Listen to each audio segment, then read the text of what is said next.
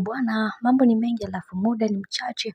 Tumeweza kuona Juma Jux ameweza kuanika ukweli wote kuhusiana na maisha ambayo anayoyapitia katika ndoa yake na mpaka kupelekea kuweza yeye kutoa talaka, jambo ambalo limewafanya watu wengi waweze kuongea vitu vingi na kusema kwamba huenda kuna vitu vingi ambavyo amekuwa akipitia Juma Jux kwenye ndoa yake, na ndio maana hata wanawake ambao anaingia nao katika mahusiano wanaamua kumtema mapema.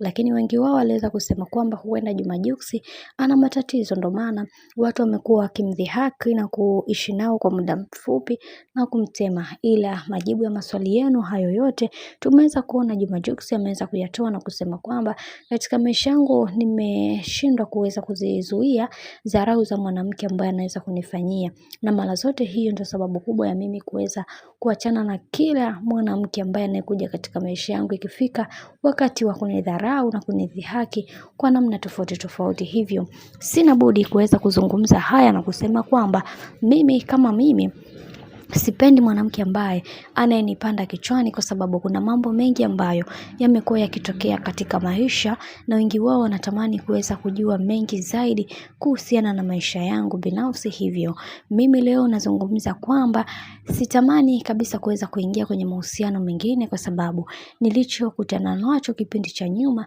kinatosha, na natamani kuweza kuongea mengi katika maisha yangu, lakini nashindwa kwa sababu kuna watu wamenidhihaki kwa namna wao ambavyo wanazojua. Lakini leo hii nimeamua kuweza kusimama imara na kuhakikisha kila kitu ambacho kilichopotea katika maisha yangu kuweza kukirudisha, na wengi wao waliweza kuniambia mimi siko imara katika mahusiano wala katika tendo. Lakini kitu ambacho ninachotaka kuambia, mimi ni moja kati ya mwanaume ambaye natamani kuweza kumpata mwanamke ambaye mwenye kujielewa na kujitambua na anayejua thamani ya mwanaume. Sitaki kuweza kuishi na mwanamke ambaye ni pambo katika maisha yangu, kwa sababu watu wengi wanatamani kuweza kuona watu wengine wakiporomoka katika maisha, na wengi wao waliamini kwenye hiki ambacho kinachoendelea sasa.